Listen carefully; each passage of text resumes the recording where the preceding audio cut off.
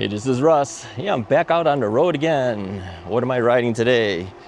This is the Aventon Level 4 REC. Yeah, very nice bike, very comfortable bike to ride. It is a handlebar that's kind of straight across, right?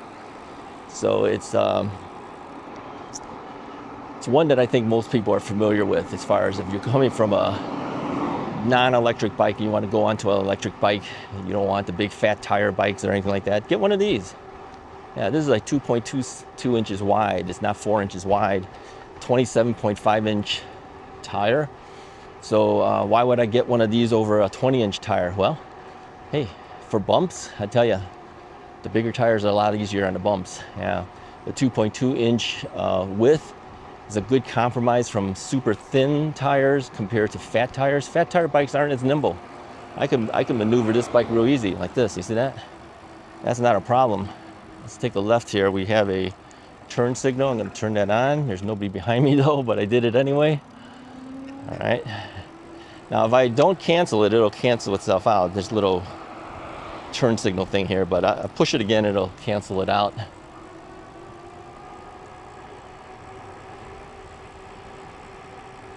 So anyway, I decided I'm going to do a secondary video here, a little longer ride rather than putting it on the review itself. The review came a little bit easier without having to put all of the riding in there.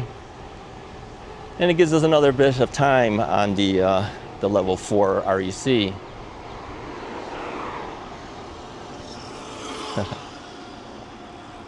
Okay, that guy's on a e-moto style bike or some type of go-kart. What? That's not a go-kart, what do they call that?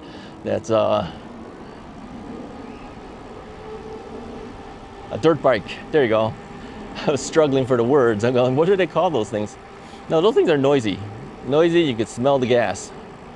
Yeah. Nope. Get himself an e-bike, man. I think he'd enjoy it a lot better. Of course, some people like those things, but nah. I've got things like regenerative braking on this. Here, watch. Take a look at the display screen. Let me angle down a little bit. Can you guys see the display screen? Okay, I'm gonna hit the brakes. See that green thing in the middle? Yeah. It's telling me that I've activated the regenerative braking. So what does that mean? Well, that's gonna throw some power back to your battery. Yeah, every time you brake, you end up giving it some power. Yeah. A lot? No, not a lot, but some is better than none, right?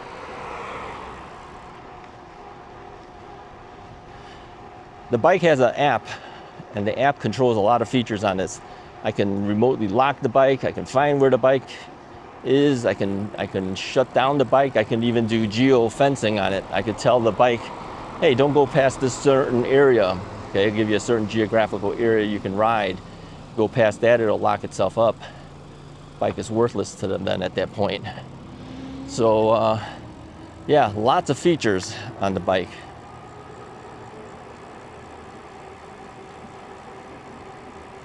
I'm just kind of riding around here. I don't know what this guy is doing with his car, but he's on the other side of the road. Some type of utilities vehicle, it said. He's looking for something. Not my concern. I'm gonna keep going. Let's take a right. I'll hit the turn signal there. Take a right-hand turn over here. Turn off the turn signal. Yeah, it's easy enough to do. Yeah, I like their control pad over on the left-hand side here. Let me angle down a little bit more, but not much, but a little bit. Yeah, it's very easy. It's a standard control pad, but it feels really good. It's little squared off buttons on this left-hand side. Throttle is really easy to push down. Some throttles sometimes you'll find them to be kind of stiff. This is not stiff, yeah. So I can just put my thumb on it and it doesn't tire me out by pushing down on the throttle. Again, this bike is set up for Class 2 operation when you get it out of the box. You can unlock it to 28 miles per hour pedaled with 20 mile per hour throttled. It does say Class 3, but true definition of Class 3 means no throttle at all. But many of the bikes also still give you the throttle. So if you unlock it, it's on you. You understand that you're doing that. I do it for a couple reasons. For testing purposes, I need to show you that it does what it says it does. And of course, in an emergency situation, I'd like to have 28 miles per hour to get out of a certain jam if I have to. So, but again, that's your decision to do if you decide to do that.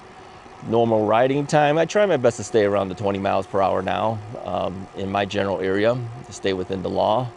I've never had an issue with any of the police officers out in my area, but again, many of them have seen me out on the road in the last 5.5 years riding and testing these bikes.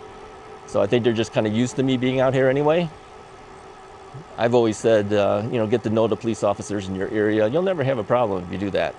Yeah, really. They won't bother you if they get to know who you are. All right. So where are we going today? Well, we're just kind of riding around, kind of getting a feel for things. Let's go down. Let's go down this way. Let's take a left. Try to make a decision which way I'm gonna go. Well, I'll take a right over here. Put my hand out for the people in the front. There is no front turn signals. It is only good for the people in the back. There was nobody behind me, so it was basically not really even worth doing it, but you got to get in the habit of doing it. That's the thing. When you're in the habit of doing it, then you will always do it. If you do it only when there's people around, or cars around, then you might forget sometimes. So yeah, I got to get in the habit just like everybody else. Pedaling this bike is very easy. I don't notice any ghost pedaling at all on the bike. The gear ratio seems to be perfectly fine. It's a 750 watt motor on here. It's 36 volts. Yeah, 36 volt, 20 amp hour battery. So why did they do 36? I don't really know. I don't really know why they did it, but I'm telling you, I don't notice a loss of anything at 36 volts. It still seems to be perfectly fine.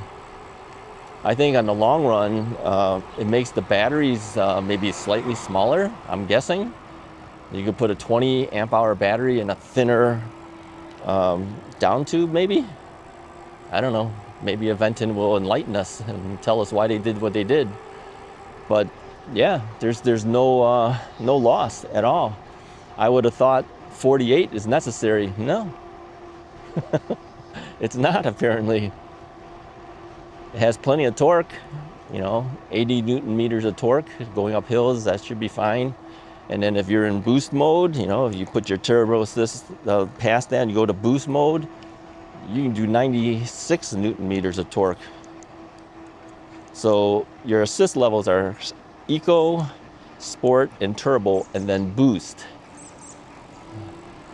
Boost is a short-term thing. It's not for long-term riding.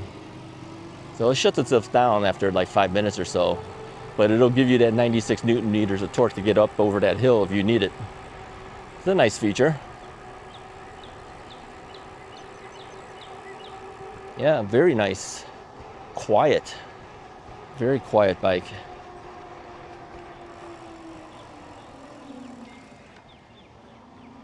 Yeah, $19.99 for this bike. Yeah, great looking color too. I really like this glacier mint color. Let's add a little bit of resistance on that through the derailleur there. move that gear to a different gear. Yeah, I got to be a little careful. I have this unlocked to 28 miles per hour. If I pedal down too hard, we're gonna start going past my 20 miles per hour limit on our streets in this area. All right, let's see, is there anybody here? Nobody's here, we can go.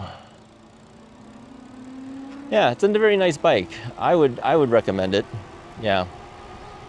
As you know too, as my normal policy, I will only review bikes that I feel have some promise or something that grabs an interest, something that's a little bit different. Well, Aventon is a very well-known brand. I mean, you already know anything that they're going to come out with is going to be pretty good, right? It's just a matter of whether this particular style bike is the one that you need or whether you need something else.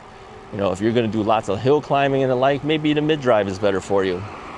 They have a mid-drive version of this level 4, the ADV. This is the REC, okay? The REC is the hub drive version.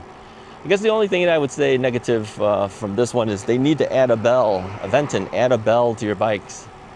I don't know why they forgot to do that on the bikes. Maybe there's nowhere to put it. There's so much stuff on here already, but there's no bell on here. So to warn people you're coming, you have to yell out or add your own bell. Bells are not that expensive. You can get them for like a couple bucks. I'll have to put that on here. I did add a side view mirror. This one's made by Hafni. I have a lot of these left over from other bikes that I've reviewed.